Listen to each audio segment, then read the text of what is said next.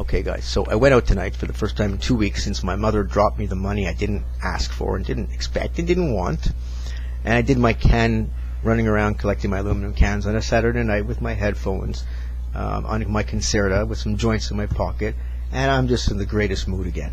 I mean, really what it was is what she always did throughout my life. I was happy, I had jobs, careers, whatever they were, whether it was real estate, computers, a waiter, anything. Even when I was in school, my mother would get involved and say, I'm not happy with the way you're doing, so I'm going to give you some money, you're going to do this.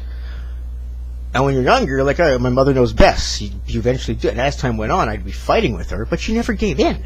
To this very day, she wants me to leave my apartment here, move uptown next to her in Yuppieville, where there's like hardly any single people, let alone fun people like me. You know, it's a bunch of married, like, miserable people that I'm sure they're not all like that, but you know, it's just a different class of individual, and I'm not interested. It's not me. I don't want. So she wants me to go up there and work and probably going to tell me to work for my father with some bullshit, or my uncle. I mean, that's the real torture of narcissism. I realize, you know, even if my mother never sabotaged my life again, or she never got involved, you know, like manipulation behind my back, never two-timed me, never never betrayed me again, I still can't handle her. I think the betrayal and all the tricks, I'd probably let it go looking back now, because it was nothing compared to just having to hear all the time what I should be doing. Even when she was a stripper and I was like a senior programmer, well, if that was a trick, she would say, I don't like you working for someone. I want you to be an independent entrepreneur, so I have money for you. She did it to me several times. Then she'd give me $1,000 and say, go work for your father. I don't have any more. I mean, you know, you don't want to know, but you can see how it threw me off my game. I was happy. I had a rhythm, right? Life has a rhythm. It's what I've realized now.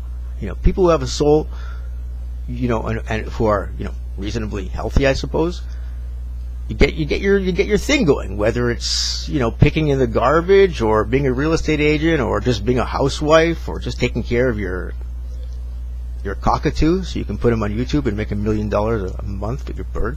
Lucky guys. No, but you know what I mean. There's like, everyone's got a rhythm. You don't want someone coming in, which is what a narcissist does, and they denigrate what you're doing, put it down as a form of manipulation to try to get you on their side, to do their bidding, or just to be next to them so they have someone to talk to or keep busy, or just to bring you down to their level so that they have someone to suffer with.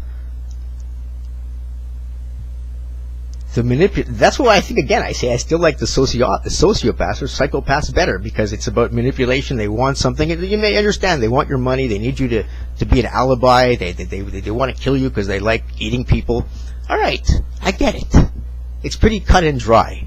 And if they can't eat you, they move on to the next person who's easier to fry. There's not much more to it, except why the hell would they want to do that? But with a narcissist, it's all this like push. It's that push pull, and I'll tell you something. Borderlines do it too. You know, this is what I would do as a borderline. I do exactly what my mother would do, but only with a girlfriend. You know, I would be like, I try to tell her, you shouldn't, why are you doing this? Let's do something together or something. I try to get her to do, just like my mother. She wants me with her, but I'm her son. I'm not her lover. I'm not her, and even I recognize I'm wrong. I should just let my woman do her thing and make her life, and, if she wants to change, she'll change. Like, let her be free, and we individuate, boundaries, basically. Now I understand that, but I would never, try it with my buddies, or you should do this and scream at them or chase them and manipulate them and fool them to try to change their life for a selfish reason. I mean, and even the girls, when I was trying to tell them to do something that's different, it was always because they were in sex work, which doesn't really always bode so well for the boyfriend. It wasn't always sex work, but it was always, something that I, as a guy who had borderline, I was always jealous. I mean, a waitress or a bartender or, anything, basically. Unfortunately, a borderline can get jealous of everything almost. So that's what a borderline is. It's just as annoying. to the lover. But you expect that from a wife or a girlfriend, a little bit of manipulation, a little bit of game playing. They want to control you, they want to own you, they feel they have a part of you. You kind of expect that. I don't expect that from a mother when I'm already an adult, you know. I don't expect that from a friend. I don't expect that from people I haven't seen in 30 years. I don't expect that from strangers or bosses, you know. Okay, anyways, yeah. So I feel better just because I get to exercise, I go outside, I see people. All I can think of is that my mother, she just, and I think this is the case with narcissists in general, they always had a very high defense up.